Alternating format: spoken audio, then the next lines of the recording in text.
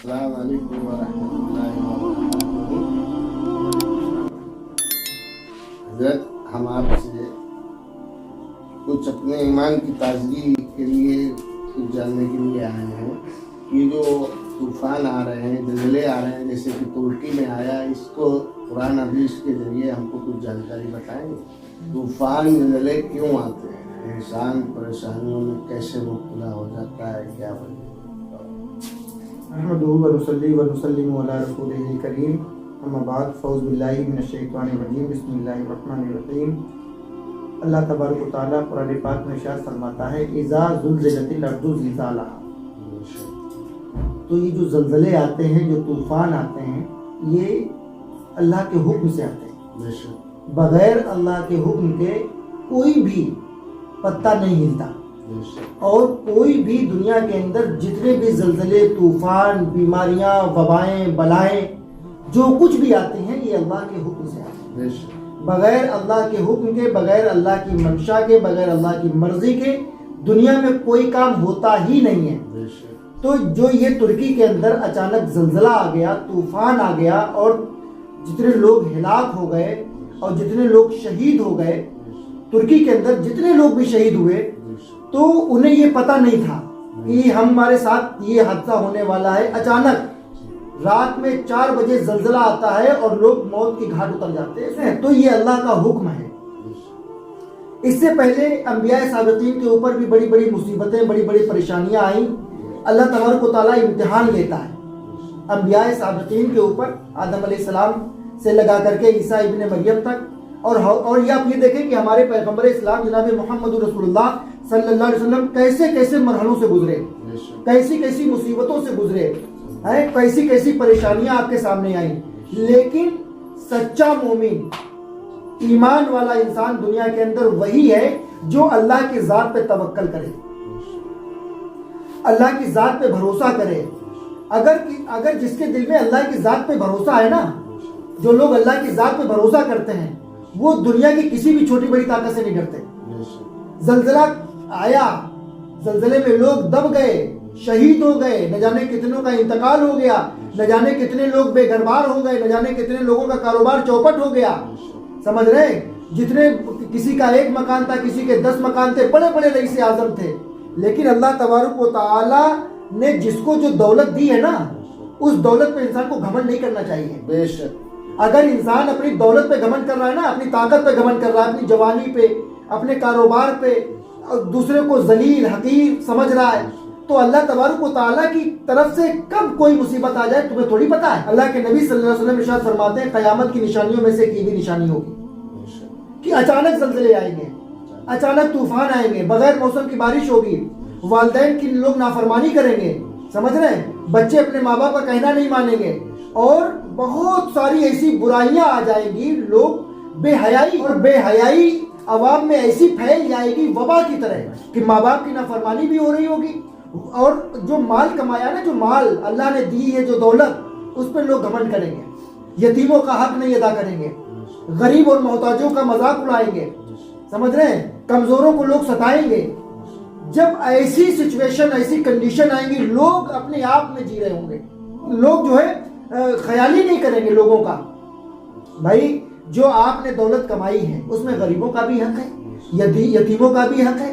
اب مال، زکوٰۃ کا کتنا بہترین اسلام میں کانسیپٹ ہے، اسلام کا بہترین کانسیپٹ ہے، لوگوں تک حق پہنچ جائے، لیکن اب ہم مال کو جوڑنے میں لگے۔ دنیا، ہمارے دل میں دنیا کی محبت بس گئی ہے، ہم دنیا سے بے انتہا محبت کرتے ہیں، اور آخرت کا جو بھروسہ ہے نا، آخرت کی جو زندگی ہے، وہ ہمارے دل دماغ سے نکل گئی ہے کہ ہمیں مرنا بھی ہے۔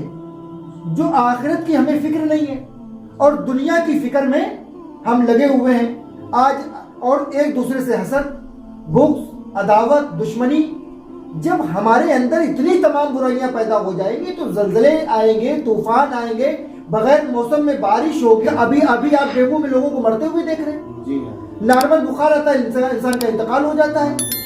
تو آپ یہ دیکھیں کہ اللہ کا ہم شکر ادا کرنے والے اگر بنیں گے، تو اللہ تبارک و تعالیٰ دنیا میں بھی کامیابی عطا فرمائے گا، اور آخرت میں بھی کامیابی عطا فرمائے گا۔ اور ہم نے تو دنیا کو بالکل اتنا زیادہ دنیا کو محبوب کر لیا ہے، ہم دین کی بات جب کرتے ہیں جب ہم قبرستان جاتے ہیں، سمجھ رہے ہیں؟ دین کی بات تو ہم جب کرتے ہیں جب ہم قبرستان جاتے ہیں۔ اگر کوئی ہنس رہا ہے، ارے تم ہنسے کیسے قبرستان میں؟ ارے میت کو ایسے لٹاؤ ایسے لٹاؤ، ارے دھیرے سے لے جاؤ۔ اس کے بعد وہیں پہ بیڑی بھی لوگ پی رہے ہیں، مذاق بھی کر رہے ہیں، موبائل میں گانے بھی سن رہے ہیں، سمجھ رہے ہیں؟ موبائل پہ فون بھی لوگوں کے آ رہے ہیں۔ تو اب جب تک آپ قبرستان میں ہیں، جب تک تو آپ کو اللہ اللہ یاد آ رہا کہ یار ہمیں بھی مرنا ہے، ہمیں بھی آخرت کی فکر کرنی ہے، ہمیں بھی آخرت کی یاد آ رہی ہے، ہمارا بھی ایک دن حشر انجام یہی ہوگا۔ تو جب تک ہم قبرستان میں ہیں، جب تک تو ہمیں ہمارے دل میں دماغ میں ہے کہ ہاں ہمیں بھی مرنا ہے۔ لیکن جیسے ہی ہم قبرستان سے نکلے، مردے کو دفن کیا، اور دفن کرنے کے بعد جیسے ہی اپنے مکان میں انٹر ہوئے، آپ کی لگژری لائف سٹائل، آپ کی بہترین مہنگی گاڑی، آپ کا بڑا کاروبار، جیسے ہی کوئی غریب انسان، کوئی محتاج آپ کے دروازے پہ آ گیا، اس نے اپنی فرمائش کر دی کہ بھائی ہم بہت پریشان ہیں، ہمیں مصیبت آ رہی ہے، ہمیں دقت ہے، ہمیں یہ الجھن ہے، ہماری پریشانی ہے، اگر اللہ کے واسطے آپ حل کر دیں۔ تو ہاں یار میرے پاس تھا تو، لیکن ابھی فی الحال ہم آپ کی کوئی مدد نہیں کر پائیں گے۔ میرے پاس تھا تو، لیکن ہم نے یار ابھی بڑی مدد فلاں کی کر دی، فلاں کی شادی کروا دی ہے، فلاں کے لیے ہم نے یہ کر دیا ہے، لہٰذا ہم ابھی تمہاری کوئی مدد نہیں کر پائیں گے۔ جبکہ دوسرے دن وہ کہتا ہوا نظر آتا ہے کہ میرا 3 کروڑ کا نقصان ہو گیا، کل تمہارے پاس ایک غریب آیا تھا، تمہارے پاس ایک محتاج آیا تھا، تمہارے پاس ایک یتیم آیا تھا، تم نے کہا ہمارے پاس کچھ ہے نہیں، اور دوسرے دن کہہ رہے ہو میرا 3 کروڑ کا نقصان ہو گیا۔ تو اللہ تبارک و تعالیٰ دیکھ رہا ہے، اللہ دیکھ رہا ہے کہ تمہارے دل میں اللہ کے واسطے، اللہ کے لیے جو اللہ نے تمہیں دولت دی ہے، تم غریبوں پر، یتیموں پہ، بے سہارا لوگوں کا تم کیسے مدد کرتے ہو؟ جب تمہارے دل میں بے سہارا، جب تم بے سہارا تھے تب سہارا تمہیں کس نے دیا؟ اللہ نے سہارا دیا۔ جب تم یتیم تھے تو اللہ نے تمہیں تمنگر کر دیا، اللہ نے تمہیں مالدار کر دیا۔ جب تم بغیر کاروبار کے تھے تو اللہ نے تمہیں کاروبار عطا کر دیا، سمجھے؟ جب تم بے اولاد تھے تو اللہ نے تمہیں اولاد عطا کر دی، سمجھے؟ جب تمہاری کوئی عزت نہیں تھی تو اللہ نے تمہیں عزت عطا کر دی۔ تو تمہیں جس اللہ نے عزت دی ہے، جس اللہ نے تمہیں دولت دی ہے، آج تمہارے پاس غریب آیا ہے، آج تمہارے پاس یتیم آیا ہے، آج تمہارے پاس مسکین آیا ہے، تو اللہ نے جو تمہیں دولت دی ہے اس کا تم شکر ادا کرو۔ اور غریب اگر محتاج ہے، اگر دل کھول کے تم اس کی خدمت کرو گے تو اللہ تبارک و تعالیٰ اس سے تمہیں 10 گنا زیادہ عطا فرمائے گا۔ آج جو انسان بڑی بڑی وبائیں آ رہی ہیں نا، بڑی بڑی مصیبتیں آ رہی ہیں، انسان کے خود کے اپنے اعمال ہیں، انسان کی زندگی کا خود بھی بویا ہوا بیج ہے جو آج وہ انسان کاٹ رہا ہے۔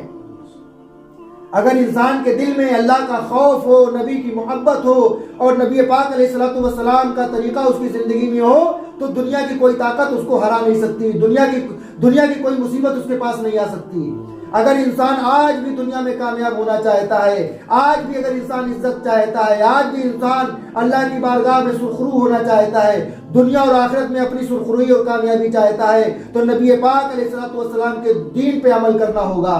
اللہ کا خوف اور نبی کی محبت اگر اس کے دل میں ہوگی تو دنیا میں بھی وہ کامیاب ہوگا، آخرت میں بھی کامیاب ہوگا۔ اور اللہ کے نبی صلی اللہ علیہ وسلم ارشاد فرماتے ہیں، بخاری کی سب سے پہلی حدیث ہے، الاعمال بالنیات، تمہارے جتنے اعمال ہیں نا، یہ سارے تمہارے اعمالوں کا جو دار و مدار ہے نا، یہ تمہاری نیتوں پہ ہے۔ تو ہم جو عمل کر رہے ہیں اس میں ہماری نیت کیا ہے، یہ بہت اہم بات ہے۔ اگر ہماری نیت اللہ کی خوشنودی ہے، اللہ کی رضا کے لیے اگر ہم اچھے عمل کر رہے ہیں تو اللہ اس کو قبول بھی کرتا ہے، اور دنیا اور آخرت میں اس کا بڑا اجر عطا فرمائے گا۔ اللہ تبارک و تعالیٰ کی بارگاہ میں دعا کرتے ہیں، مولا تبارک و تعالیٰ اپنے محبوب مکرم صلی اللہ علیہ وسلم کے صدقے توفیل میں زمینی آسمانی وباؤں سے، بلاؤں سے امت مسلمہ کی حفاظت فرمائے، اور جتنے لوگ ترکی میں یا جہاں جہاں زلزلے آئے ہیں، جتنے لوگ بلڈنگوں میں دب گئے، جو شہید ہو گئے، اللہ ان کی مغفرت فرمائے، اور جو لوگ بچ گئے ہیں، جو زخمی ہیں، ہاسپٹلوں میں ایڈمٹ ہیں، اللہ تبارک و تعالیٰ ان کو صحت کاملہ، شفا عاجلہ عطا فرمائے، اور ایسے حادثات سے، ایسے زلزلوں سے اللہ تبارک و تعالیٰ امت مسلمہ کی حفاظت فرمائے۔ آمین۔